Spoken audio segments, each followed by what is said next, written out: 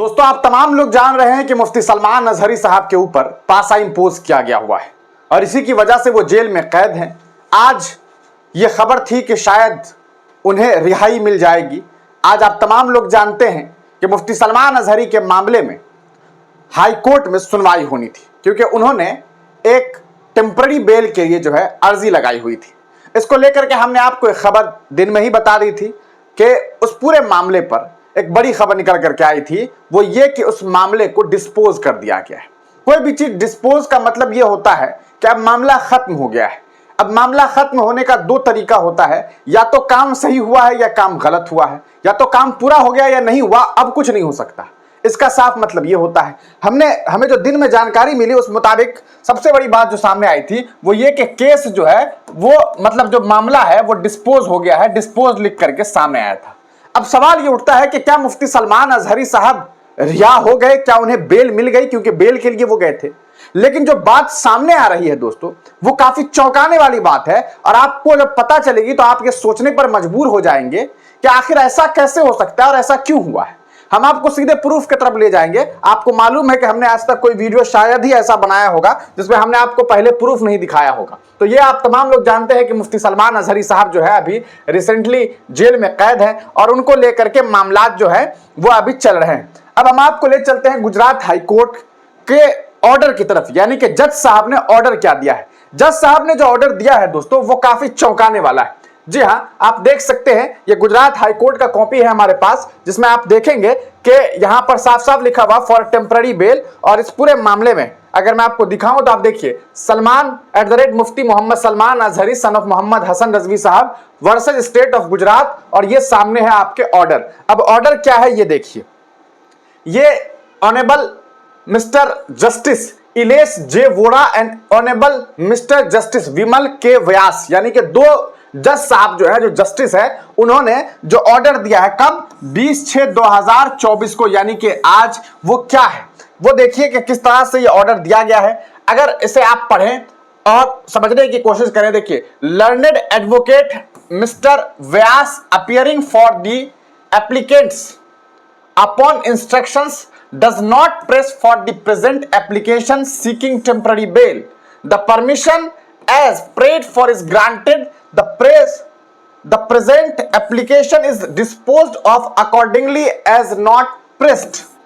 ये पूरा का पूरा जो मामला है वो इस तरह से है। अच्छा, ये जो है मिस व्यास होना चाहिए, यहां पर मिस्टर व्यास, मिस व्यास होगा शायद, है ना, लर्नर एडवोकेट। अब व्यास जो एडवोकेट हैं अब इस पूरे मामले पर, खैर जो बात सामने आ रही है वो देखिए, इलेश जे वोरा जी और विमल के व्यास जी, यानी कि जज साहब ने जो बातें कही है वो कही है। देखिए, the permission as prayed for is granted, यानी कि जो मांग की गई, द परमिशन, जो परमिशन मांगी गई, एज प्रेड, जैसा कि मांग की गई, फॉर इज ग्रांटेड, वो दे दी गई है। The present application is disposed of accordingly as not pressed, does not press for the present application seeking temporary bail। अब देखिए, बड़ी चौंकाने वाली बात है, मुफ्ती सलमान अजहरी के वकील ने बेल लेने से इनकार कर दिया। वो गए और कहा कि देखिए, हम नहीं चाहते हैं बहस करना, हम अपने टेम्पररी बेल, जो हम बेल लेना चाहते थे, हम उसे विड्रॉ कर रहे हैं, यानी कि हमें बेल नहीं चाहिए। जी, यानी कि मुफ्ती सलमान अजहरी साहब के वकील ने साफ साफ इस बात से गुजरात हाई कोर्ट के जज साहब के सामने सीधे सीधे ये बात रख दी कि हमें बेल नहीं चाहिए, हम मामले को विड्रॉ कर रहे हैं, यानी कि जो टेम्पररी बेल मांगा जा रहा था इसे विड्रॉ कर दिया गया है। अब मुफ्ती सलमान अजहरी साहब को बेल नहीं चाहिए। अब ये बड़ी चौंकाने वाली बात है कि आखिरकार बहस हुआ ही नहीं। बहस होने से पहले इनके जो वकील थे उन्होंने सीधे सीधे ये बात कह दिया कि भैया ऐसा है कि हमें जो है आगे सुनवाई नहीं करवानी है, आप इस मामले को रहने दीजिए, मामले को यहीं खत्म कीजिए, इस अर्जी को खत्म कर दीजिए। और जज साहब ने अर्जी सुनी और कहा कि application is disposed of accordingly as not pressed. और ये आप देख सकते हैं कि जज साहब का फैसला सामने आ गया और जज साहब ने कहा ठीक है। अब सवाल ये उठता है कि बेल ही नहीं लेंगे तो रिहाई कैसे मिलेगी, ये एक बड़ी बात सामने आ रही है और ये काफी चौंकाने वाली बात है। अब ये बात लोगों को समझ नहीं आ रही है। हम इस पूरे मामले पर एक जो हम सबसे पहले तो इस पूरे मामले पर एडवोकेट से बात करने जा रहे हैं। कि आखिरकार क्या मामला है। उसके बाद ही मैं आपको तमाम बातें बताऊंगा कि भैया आखिर ऐसी क्या वजह हो सकती है कि एक आदमी बेल लेने से इनकार कर देगा कि नहीं हमको बेल नहीं चाहिए। इसके पीछे कोई तो वजह हो सकती है ना।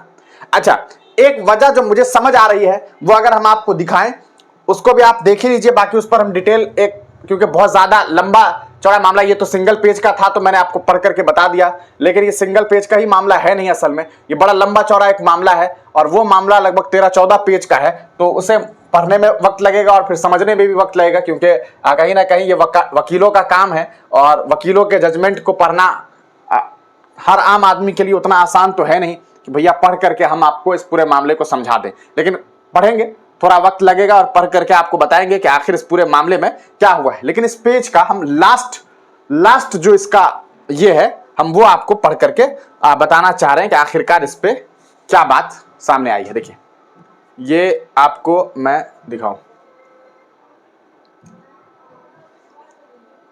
इन view of the forgoing discussion, the court is not inclined to entertain the application at interim stage for release of the applicant from the detention pending the petition for the final hearing. It is now directed that the registry to list the main petition for final hearing in seriatim considering the actual date of detention. Hence, the application is hereby dismissed. Notice is discharged. ये जो बात है, ये जो order आया हुआ है, ये इससे पहले वाली जो सुनवाई होनी थी, तारीख जो इससे पहले वाली तारीख थी, उस दिन का ये मामला, हालांकि ये अपलोड अभी रिसेंटली किया गया है।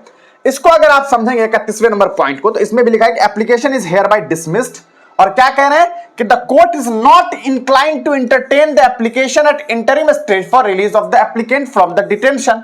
यानी कि कोर्ट इस तरफ अपना झुकाव नहीं बना पा रही है, जज साहब का झुकाव जो है इस तरफ पहुंच ही नहीं पा रहा है कि हम ये इजाजत दे दें कि ठीक है इन्हें बेल दे दीजिए।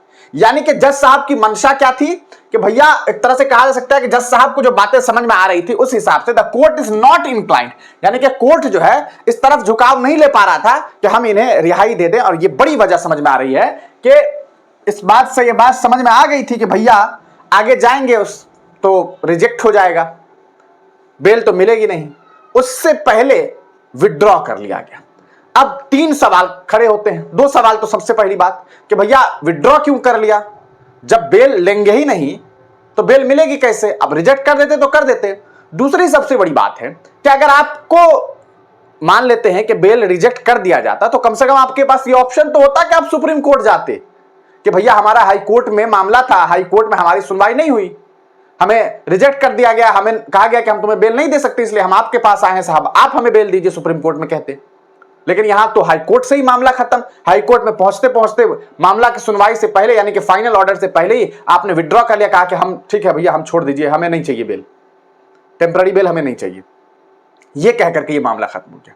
अब इसके पीछे क्या वजह हो सकती है, क्या वजह नहीं हो सकती है, लीगली इसमें क्या समझ में आ रहा है, ये जानकारी भी हम आपको देंगे, लेकिन इसके लिए हमें थोड़ा सा वक्त चाहिए। हम इस वीडियो को अपलोड कर देते हैं पहले, और उसके बाद हम पहले इस पूरे मामले पर कुछ हमारे एक वकील दोस्त हैं उनसे भी बातचीत करते हैं, फैसल भाई हैं हमारे, उनसे बातचीत करते हैं और इस मामले को समझते हैं। फिर आपको हम इसके बारे में जानकारी देंगे कि आखिरकार इस पूरे मामले में क्या वजह हो सकती है कि मुफ्ती सलमान अजहरी साहब के वकील ने बेल लेने से इनकार कर दिया है। आप तमाम लोग तब तक इस चैनल से जुड़े रहिएगा।